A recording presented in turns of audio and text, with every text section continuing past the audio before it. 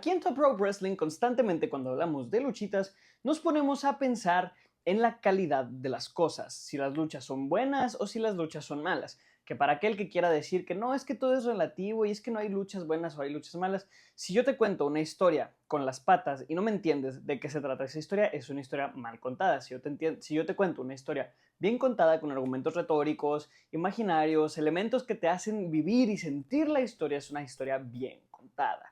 Hay diferencias entre uno y el otro. Sin embargo, lo que no puedo negar es que siempre hay algo de relatividad en el asunto porque todos tenemos una experiencia personal de las cosas. Y a pesar de que esto es muy en contra del personaje que manejo aquí en TRW, el día de hoy voy a romper una de mis reglas doradas porque sí, para todo hay una primera vez y voy a decidir platicarles de experiencias personales viendo combates, si leyeron el título, especialmente de ocasiones en las que mi cabeza quedó completamente insatisfecha a pesar de que lo visto en pantalla había sido completamente excelente. ¿Cuáles fueron esas 10 luchas completamente excelentes que me decepcionaron? Vamos a verlas. Número 10, AJ Styles contra Edge en WrestleMania 38. Les voy a ser completamente honestos, creo que este será un primer pick un poco controversial porque hay varias gente que va a decir, güey, pero es que Edge contra AJ es una mala lucha. Y a esas personas les voy a contestar que no, que tengo que defender por completo la integridad de este combate porque si bien es algo lento y sí pudo ser bastante decepcionante considerando el talento involucrado, creo que la lucha es mucho mejor de lo que la dejamos ser. La mayoría hablamos de esta lucha como si fuera el fin del mundo cuando realmente no. Edge y AJ hicieron un excelente esfuerzo, sobre todo considerando las condiciones. ¿Y a qué me refiero con las condiciones? Pues al hecho de que Edge venía regresando de una lesión brutal en el cuello y de que tenía muy pocas luchas bajo su nombre. Edge tenía para este punto sin luchar más de 4 o 5 meses y AJ Styles utiliza toda su ofensiva basándose en lastimar el cuello de Edge, que estaba completamente hecho mierda, por lo que la mayoría de los movimientos tradicionales de Styles no se pudieron utilizar. Sin embargo, tengo que ser completamente honesto cuando les digo que creo que AJ y Edge cambiaron muchas cosas a base de creatividad y bastante habilidad en el ring, lo que logró que contara una buena historia que si bien tiene un final ridículamente mierda, es o compone una lucha mucho mejor de lo que la mayoría le da el crédito para hacer. Número 9, Bobby Roode contra Shinsuke Nakamura en NXT TakeOver San Antonio. Aquí, más que una cuestión de expectativas como la lucha pasada, creo que puedo hablar de que la lucha no es mala, pero tampoco es lo que yo quería. ¿Por qué? Sencillo. En 2016 yo tenía muy poco tiempo de haber descubierto lo que era el wrestling fuera de WWE y me encontré con cosas como PWG, Ring of Honor, el Cruiserweight Classic que si bien en WWE involucraba mucho talento fuera de WWE y también New Japan Pro Wrestling, lo que implicó que, pues, que yo pensaba que todos los pinches luchadores importantes para WWE eran Kota Ibushi o Kenny Omega o algún tipo de monstruo de ese tipo. Sin embargo, cuando me topé con que Shinsuke Nakamura iba a defender su campeonato mundial de NXT en NXT TakeOver San Antonio contra Bobby Roode, que tenía un excelente personaje y grandes habilidades en el micrófono, yo pensaba que Bobby Roode iba a llegar a ser el mismo desmadre que Kota Ibushi hizo en el Cruiserweight Classic cuando son estilos completamente distintos.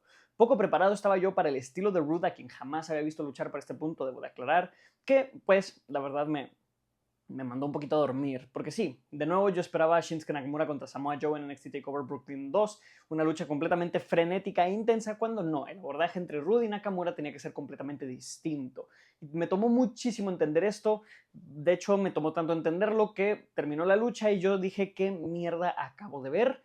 ¿Por qué pasó esto y por qué Nakamura perdió el título de esa manera? Quedé bastante insatisfecho con la conclusión de la lucha, aunque el trabajo de Bobby Roode en el micro me parecía tan excelente que simplemente dije voy a darle la chance y me voy a regresar al network a ver otras de sus luchas. Ya cuando me di cuenta cómo funcionaba su estilo y que era muy parecido a lo que hacían Triple H y Ric Flair en su momento, como que acepté lo que era Bobby Roode y pude disfrutar ahora sí un chingo la lucha de NXT TakeOver Orlando entre Nakamura y Roode, porque la verdad es que tenían buena química, no la mejor de todos los tiempos, pero para nada tan mala como yo sentí que fue en TakeOver San Antonio. Número 8, Kenny Omega contra Pac o Neville en All Out 2019. Otro de esos ejemplos como el anterior, donde yo simplemente me esperaba una lucha diferente a la que obtuve, yo cuando empecé a ver a Kenny Omega luchar me quedé mucho con su lado explosivo y espectacular, lo que mucha gente erróneamente hace. Y digo erróneamente ¿por qué? Porque Omega es mucho más que simplemente un cabrón que puede hacer grandes spots y grandes movimientos, sino que tiene una capacidad nata de storytelling brutal que emula a la de Bret the Hitman Hart. Sí, acabo de comparar a Bret the Hitman Hart con Kenny Omega, por favor, no se pongan a llorar en los comentarios. Y si lo hacen, asegúrense de que sea más de un comentario para que guste más el algoritmo. Pero independientemente de eso, Kenny Omega, como dije, es un storyteller ridículamente nato. Muchos de los grandes de todos los tiempos han citado la tremenda habilidad que tiene Kenny Omega para contarte una historia de manera muy compleja, como es como un poeta del ring que si alguien como, no sé, Roman Reigns te platica una historia en 1, 2 y 3, Kenny Omega te la platica en 1, 1.5, 1.6, 1.7, 2.3, 2.8 y luego llega a 3. Omega es un genio de las luchas, pero yo esperaba de él explosividad, no un Ricochet, un Will Ospreay del 2019 en su lucha contra Pac, quien tenía muy poco de haber dejado la WWE y de quien también esperaba su estilo frenético y explosivo del 2014, cuando Neville había evolucionado muchísimo como competidor a través de su heel turn y a través de su paso por 205 Live. El resultado fue que Omega contra Pac se me hizo muy lenta para lo que esperaba de estos dos luchadores y demasiado poco espectacular, es decir, se me hizo una lucha muy by the book, muy textbook, muy simple en su storytelling y que más que una experiencia emocionante, que es lo que yo esperaba, me dejó una muy bien trabajada lucha, que es excelente, pero que no es lo que yo quería. En su momento esta lucha me pareció muy decepcionante y de hecho me pareció ridículo que había gente que estaba diciendo que era mejor que la lucha de escaleras y luego que volví a verla unos años después con más educación sobre cómo funciona el pro wrestling, me di cuenta de que esta lucha es una excelente joya, mínimo 4.5 estrellas que todo el mundo debería de ver. Se las recomiendo muchísimo hoy en día, a pesar de que cuando la vi en vivo no lo habría hecho. Número 7, Tyler Bate contra Pete Dunne en NXT TV del 2017. Este es un caso similar al anterior donde el estilo no del todo me dio lo que esperaba. ¿Por qué? Sencillo. Dunne contra Bate en NXT TakeOver Chicago fue una lucha ridículamente emocionante y explosiva. Y cuando anunciaron la revancha para NXT TV, yo pensaba que íbamos a tener más de lo mismo. Sin embargo, Dunne y Bate, con más tiempo en la bolsa y con un público mucho más tranquilo, decidieron dedicarse a contarnos una historia mucho más compleja en el ring. Lo que involucró varios spots bastante dolorosos de Pete Dunne, o sea, por parte de Pete Dunne hacia Tyler Bate de ver, incluyendo uno en el que le dislocó, no sé si en serio, pero parece muy en serio, estoy casi seguro de que se puede ver el dedo dislocado de Tyler Bate en un spot súper peligroso y en un combate al que lamentablemente el público no reaccionó de la mejor manera. ¿Por qué? Porque para los que no se acuerdan o no sabían, NXT en épocas iniciales se grababa de corrido. Tú sentabas a la gente por 6 horas a grabar 6 shows de 6 semanas seguidas y luego estos se pasaban semana con semana en el network porque los shows duraban solamente 1 hora y a veces cuando tocaba que la última lucha de las 6 horas se llevaba a cabo, pues el público estaba un poquito apagado independientemente de que estuvieran viendo literalmente la tercera o cuarta mejor lucha del año, porque este combate entre Pete Dunne y Tyler Bate no solo es una lucha 5 estrellas y no solo es mejor que su lucha anterior, sino que puede ser la mejor lucha de la historia de NXT TV. Sin embargo, en su momento yo salí bastante decepcionado porque la energía del público me apagó muchísimo la experiencia y no pude experimentar, por decirlo de esta manera, la adrenalina que normalmente los combates en NXT TakeOver me generaban, que era lo que estaba buscando en ese momento. Sin embargo, si tú buscas una lucha 5 estrellas excelente, además de super underrated y algo olvidada, te recomiendo mucho que vayas a buscar esta porque está increíble. Número 6, FTR contra los Young Bucks en AEW All In 2023. Hablando de combates 5 estrellas que no disfruté en su momento, Young Bucks contra FTR fue una lucha que me decepcionó mucho por cómo estuvo compuesta. Fue un combate que en su momento sentí era demasiado pretencioso para lo que presentaba, porque los Bucks y FTR, pues como sabemos, son dos de los mejores, si no es que los dos mejores tag teams de todos los tiempos, y se presentaron y precedieron para darnos una lucha lo más tag team y posible, implicando que spots demasiado coreografiados en ocasiones, lo que a mí no me encanta y me duele un poquito en mi pro wrestling, sobre todo cuando es tag team wrestling, porque lo que más me gusta del tag team wrestling, que es mi estilo de wrestling favorito, ya dije wrestling demasiadas veces, es que el tag team wrestling es un estilo que cuando se hace bien puede parecer completamente natural y fluido a pesar de estar excesivísimamente coreografiado, porque son coreografías que involucran a 4 luchadores. Y como que los Bucks y FTR no lograron conseguir eso, además de que en contexto yo vi esta lucha en una de las peores situaciones posibles, encerrado en un cuarto muy similar a este, en el cuarto del otro admin con mi novia y la exnovia de él en una pequeña computadora, porque su antiguo roomie, que vivía en este cuarto en el que yo vivo actualmente, se puso mamón y no nos quiso dejar ver el evento en la tele porque era muy temprano y íbamos a hacer ruido. Entonces estábamos bastante incómodos, mi compañero Leo ya estaba teniendo un poco de problemas con su ex, entonces el ambiente estaba un poco extraño, estábamos comiendo tortas del chilaquiles, la lucha apenas se podía ver, la energía del público apenas se podía captar y nos perdimos de lo que fue una excelente lucha. Ya tiempo después que la pude ver en la televisión, me di cuenta de que el público no estuvo del todo ahí, similar a la lucha de Bate contra Pete Dunne. Sin embargo, que la historia y la gran capacidad in-ring de estos dos tag teams, claro que estuvo ahí. Esta es una de las luchas más infravaloradas de todos los tiempos. Estuvo a un pelito de meterse en el top 100 de todos los tiempos, y es una lucha que sí o sí te recomiendo que veas con ojos frescos y con ojos muy conscientes, porque te vas a topar con una de las mejores luchas tag team de todos los tiempos. Número 5, CM Punk contra el Undertaker en WrestleMania 29. Este quizás sea el entry más estúpido e imbécil de todo el top, pero hey, también es el que sucedió cuando yo estaba más morrito, así que me voy a dar chance de contarles una historia muy pendeja. De camino a WrestleMania 29, yo la verdad es que estaba algo complejo con la cuestión del Undertaker.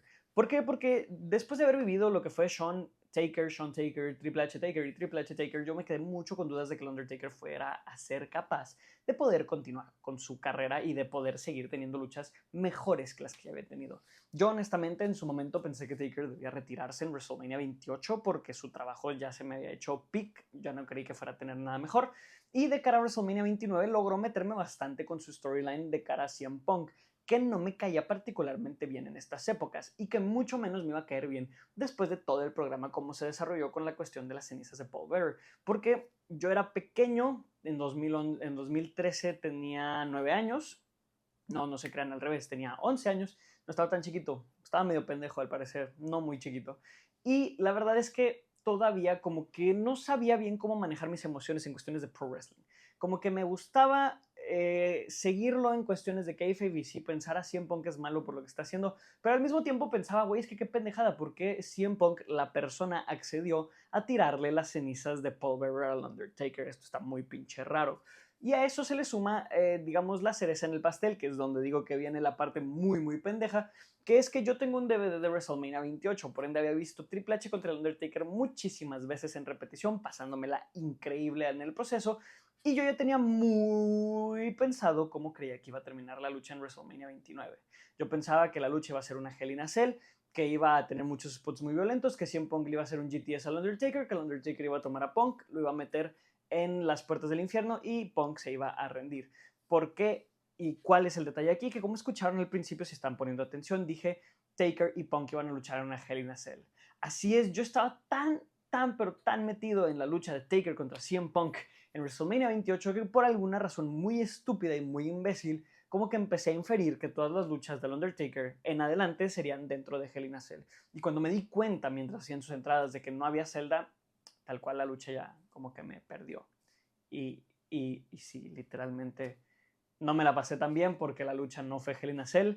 Triste en retrospectiva porque fue la única pinche lucha decente de ese WrestleMania y no me gustó. Entonces todo el evento pues no me gustó en general, me la pasé muy mal viendo WrestleMania 29, aunque quien manda a Servín de 11 años a gastar quién sabe cuántos pesos en eso. Pero sí, la lucha es ridículamente excelente, es una de las mejores luchas de la carrera del Undertaker, es una de las mejores luchas de la carrera de CM Punk. Sin embargo, yo no me la pasé bien porque no era Hell in a Cell. Supongo que son problemas de la edad o pues de estar pendejo como su servidor a los 11 años. Número 4, CM Punk contra John Cena en Money in the Bank 2011. Este es un caso similar al de Tyler Bate y al de Pete Dunne, pero completamente volteado. Es decir, Bate Dunne me decepcionó porque esperaba una reacción del público y no la obtuve, y Cena Punk me decepcionó porque esperaba algo en el ring que no obtuve. Todos los críticos de Pro Wrestling estamos de acuerdo, y si tú escuchas a otro tipo de creadores de contenidos hablar al respecto, de que esta lucha es muy especial. Es la mejor lucha que Cena y Punk tuvieron, pero que no está tan pulida en el ring como otras que tendrían más adelante.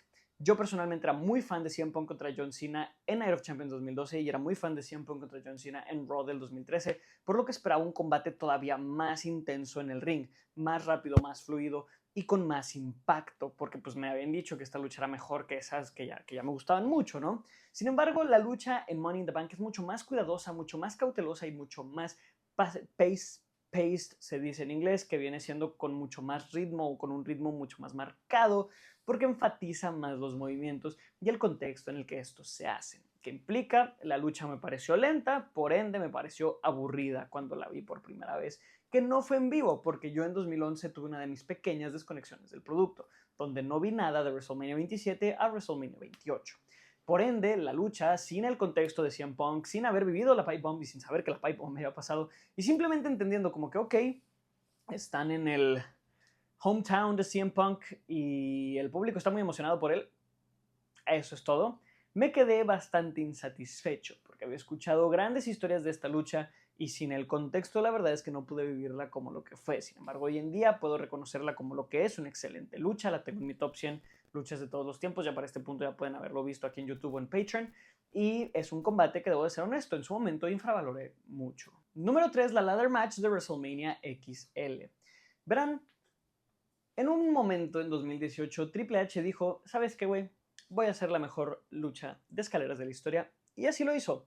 Agarró a 6 cabrones, compuso la mejor lucha de escaleras de la historia para inaugurar un campeonato muy muy bonito. Y en ese momento yo me dije a mí mismo, Triple H es el experto de luchas de escaleras, este güey puede buquearlas y producirlas mejor que nadie. Y cada vez que Triple H haga una lucha de escaleras, va a ser igual o mejor que esta. Y para ser honestos, tampoco estaba del todo mal. Si bien en pandemia NXT tuvo un par de luchas de escaleras no muy buenas, eso no quita el hecho de que previamente sí nos había presentado otras iteraciones bastante chidas como la de TakeOver 25. Sin embargo, cuando llegamos a WrestleMania 40, la primera lucha de escaleras propia de Triple H en el main roster, en un espacio importante, aparte de las Money in the Bank que había tenido, que tampoco habían sido muy buenas, yo tenía mucho mi expectativa de que esta es la lucha de escaleras de Triple H que llevo tanto tiempo esperando. Y el problema fue justamente ese, que no fue la lucha de escaleras que yo me esperaba. Tendríamos que esperar un año más para ver un combate así de desmadrado en SmackDown del 2025, pero eso no quita el hecho de que la lucha de WrestleMania 40 es increíble. Creo que tiene el problema de que tiene demasiados tag teams involucrados, al igual que la de SummerSlam 2025, a la que no le di las 5 estrellas y que mucha gente me criticó por no hacerlo, pero es que honestamente sí es un tema. O sea, cuando tienes tanta gente involucrada, hay mucho que storytelling wise va a resultar ser incoherente, porque siempre sobran manos que pueden detener a los ganadores y porque siempre es gente de la que te tienes que deshacer a lo largo de la lucha. Y creo que este combate, si bien supo eliminar a sus tag teams de manera correcta poco a poco, me decepcionó un poco porque siento que faltó caos y siento que más allá de los increíbles spots de JD McDonough o Jordan Devlin, Johnny Gargano haciendo el DDT a Pete Dunne y Tommaso Ciampa haciendo el Aaron Crash a Tyler Bates, me faltaron más spots más fuertes. Creo que también el resultado no me encantó porque yo no era nada fan del acto de Miss R-Truth, aunque fui súper fan de que Grayson Waller ganara su primer campeonato en WWE en este combate, pero sí, al final de la lucha sentí que pudo haber sido mejor, como que me faltó que fuera un poco más intensa, pero en retrospectiva reconozco que es perfecta para el tipo de evento que es una lucha de exhibición porque es un aniversario 10 de WrestleMania, mucha gente que nunca ve wrestling está aquí y más que una lucha histórica o impactante, quieres que el público se quede con algo de todos los luchadores involucrados y creo que eso lo logra muy bien, por lo que creo que es una muy buena lucha de escaleras. Sin embargo, en su momento no me satisfajo. Número 2, Finn Balor contra Johnny Gargano en NXT TakeOver Portland.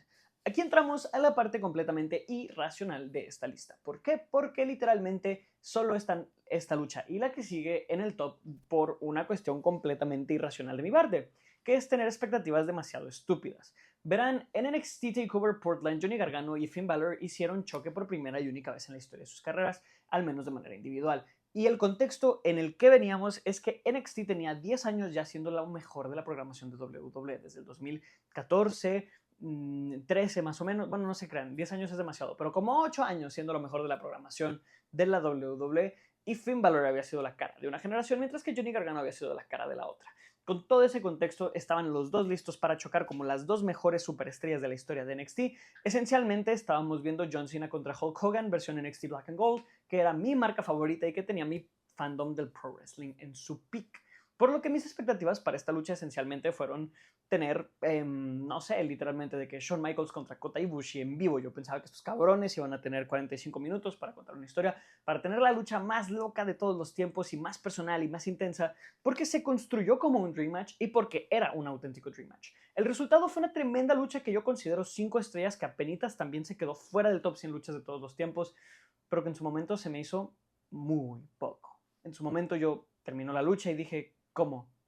¿Dónde están los miles de near falls? ¿Dónde están todas las caídas cercanas de 20 finishers que Johnny Gargano tiene que hacer? ¿Dónde están todos los near falls de Finn Balor haciendo kick out a 45 silletazos en la cabeza o de 1000 movimientos chingones y cabrones? ¿Por qué? Porque Johnny Gargano me tenía mal acostumbrado a eso en sus luchas con Andrade Cien Almas y con Adam Cole, y yo pensaba que Finn Balor iba a seguir esa misma ruta, mientras que el wrestling de Finn Balor es completamente distinto. El resultado de eso fue que yo terminé bastante decepcionado, entre comillas, por la lucha, donde dije, sabes que no me gustó porque esperaba que fuera otro tipo de combate mucho más histórico, y si bien es una lucha 5 estrellas, no fue de las mejores 10 luchas de todos los tiempos, que era más o menos mi expectativa.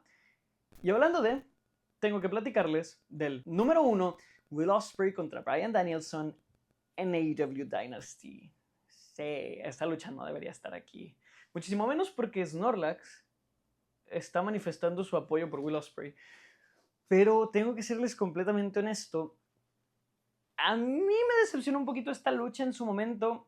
Y Leo podrá platicarles por qué. Porque mientras yo estaba a principios del 2024 diseñando mi top 100 luchas de todos los tiempos, es un proyecto que tengo desde entonces, me dije a mí mismo, voy a cortar la lista en 2023, literalmente acabamos de vivir el mejor año de la historia del pro wrestling, no hay más que le pueda agregar, y por ahí de febrero, mientras iba como en el número 40-45, anunciaron Will Ospreay contra Bryan Danielson en The AEW Dynasty. Y dije, ok, voy a esperarme porque esta lucha va a estar en la lista. Y no solo va a estar en la lista, yo literalmente me dije a mí mismo, esta lucha va a ser la mejor lucha de la historia, o mínimo va a ser top 5 luchas de la historia, y vaya que tengo una lista para respaldar si lo es o no. Y dije, y si no lo es, voy a estar muy decepcionado, y así lo estuve. Lo que además resulta en un pequeño spoiler para quienes están siguiendo el top 100 luchas de todos los tiempos. Will Ospreay contra Bryan Danielson no se me hizo top 10 luchas de todos los tiempos y por ende me pareció decepcionante. ¿Por qué? Sencillo.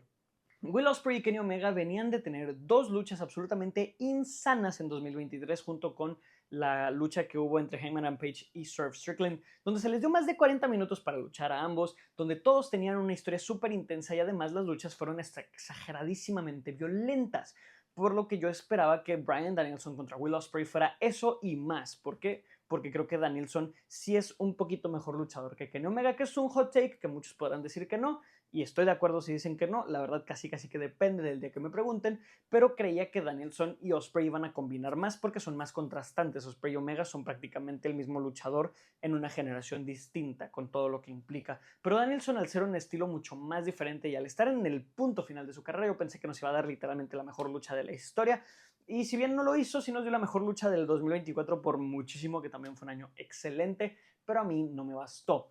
¿Por qué? Simple y sencillo, siento que la lucha dura muy poquito y siento que pudo haber tenido más kickouts de finishers. Como el personaje de Will Ospreay apenas estaba introduciendo la programación de AEW, apenas tenía un mes y medio en All Elite Wrestling de manera completa, se limitaron muchísimo su uso de finishers porque el Stormbreaker no se había utilizado hasta que fuera en una ocasión especial. Y a mí me hizo mucha falta ver que Danielson hiciera kickout a más finishers que Will Ospreay, porque Will Ospreay pues, sí los hizo. Will Ospreay hizo kickout a dos Busai Konis y por ende como que dije, siento que la lucha pudo haber llegado otros 2-3 espacios más lejos, así como la de Omega y Ospreay lo hizo en Forbidden Door, o así como, no sé, Omega y Okada lo habían hecho en Wrestle Kingdom, así como Taker y Shawn lo hicieron en Mania 26, sentí que podían llegar un poquito más allá.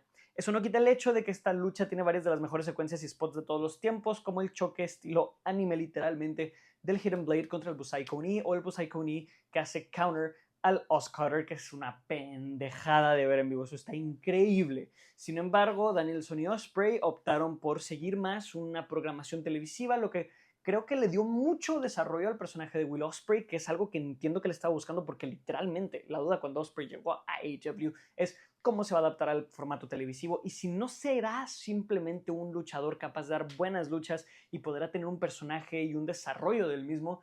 Y pues se fueron en favor de ese desarrollo de personaje más que de tener literalmente la mejor lucha de la historia. ¿Hubiera preferido lo segundo? Sí, sí hubiera preferido que tuvieran la mejor lucha de la historia, pero es una soberana estupidez que yo saliera de esa lucha y dijera, tuvieron la mejor lucha del año, nadie los va a superar, aún así estoy decepcionado. Completamente incoherente, pero en su momento pasó y hasta la fecha tengo esta lucha como puesto número 1 porque sigo creyendo que la lucha de verdad pudo haber sido, aunque fuera un poquito mejor. ¿Que un poquito mejor sería top 10 de todos los tiempos? Sí, pero sí le faltó ese un poquito a final de cuentas. Si el video te gustó, como siempre, te agradecería muchísimo que me dejes un like, un comentario y que te suscribas si no lo has hecho aquí al canal, donde subimos videos de Pro Wrestling todas las semanas. Todos los domingos hay un video nuevo aquí en la página y también trataré de estar prontamente subiendo contenido de YouTube Shorts y cosas así para que puedas seguirlo. También te recuerdo que además de aquí en YouTube puedes encontrarme en TikTok como Top Rope Wrestling TRW, así igualito que se llama el canal. Y si te interesa verme hablar de otro tipo de narrativas como caricaturas, películas, fandoms, etc., puedes buscarme en la Quinta Pared Narrativa en TikTok, donde también subo contenido de ese tipo. Al igual de eso, también te comento que si has visto alguna de mis series como el Top 100 Luchas de todos los tiempos del que hablé anteriormente o mi serie Reviviendo WrestleManias, que puedes suscribirte a mi Patreon, patreon.com/jcservin, donde tengo 2 podcasts exclusivos del Patreon y también un avance hasta el 8º video del Top 100 Luchas de todos los tiempos. Ya casi termino de subir la lista completita. También te comento que te quedes o te recomendaría que te suscribas porque se viene muchísimo contenido temático. Ahorita en octubre voy a empezar mi trend WrestleTober, que es algo que he hecho de manera personal desde hace ya más de 5 años y que el año pasado por primera vez hice en materias de contenido, que es esencialmente una tradición que yo tengo de ver luchas violentas a lo largo de octubre o luchas de estipulación que sean de buena calidad. Específicamente en este año voy a estar tocando en TikTok y también en YouTube Shorts luchas o 31 luchas violentas del 2020 al 2025. Más que luchas que sean excesivamente violentas de un show indie que nadie vio, pero que hubo un destripado, me enfoco en que las luchas sean hardcore o violentas, pero de calidad, incluyendo combates de todas las estipulaciones, mientras que aquí en YouTube les voy a traer 4 top 10 de luchas de estipulación, uno por cada fin de semana. De momento, la proyección que tengo son top 10 luchas de escaleras, top 10 Hell in a Cells, top 10 Steel Cages y top 10, evidentemente, luchas hardcore, street fight, no disqualification, no holds barred, lo que sea. Igualmente, las Steel Cage son una estipulación que tengo muy en consideración de cambiar, quizá por Last Man Standing o Texas Deathmatch, o quizá luchas de batalla campal, es decir, como la Stadium Stampede, Anarchy in the Arena, cualquier cosa así, pero es algo que todavía estoy evaluando. Independientemente de eso, los top 10 van a, en este caso, sí significar las 10 luchas más violentas de la estipulación, necesariamente las mejores, no necesariamente 10 que te quiera recomendar, por lo que si te gusta la lucha libre hardcore, quédate aquí porque en octubre va a haber muchísimo contenido para ti. Sin más que decir, yo soy JC Servín, le agradezco muchísimo a todos mis patrons, que quienes ya están financiando esencialmente mi contenido, mi consumo de Pro Wrestling, por lo que les agradezco muchísimo. Sin ustedes literalmente no podría seguir haciendo contenido, porque gracias a ustedes puedo pagarme los pay-per-views y las suscripciones que tengo para seguir trayendo este contenido, justo para poder ver todas las luchas que van a ver ahorita en WrestleTober, todas las luchas de las que hablé hoy, etcétera, etcétera, por lo que les agradezco millones por su apoyo y trataré de seguirles repagando con más contenido y mejor trabajo. Sin más que decir, yo soy JC Servín de Top Rope Wrestling y les mando un abrazo. Nos vemos a la próxima.